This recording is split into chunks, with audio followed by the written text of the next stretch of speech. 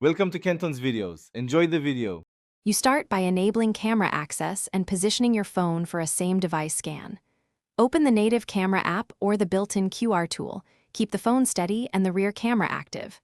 Once done, point the lens at the QR code on another device or printed surface so the code fills roughly half the frame without glare. Make sure autofocus locks. If it hunts, tap the screen to focus. You're initiating detection now, so move closer or farther until the camera recognizes the pattern. Once the camera detects the code, a banner or pop-up appears. Don't panic if it's small. You tap that notification to reveal the URL, contact, or content preview. If the content requires app handling, choose the appropriate app from the options shown, otherwise open it in your browser.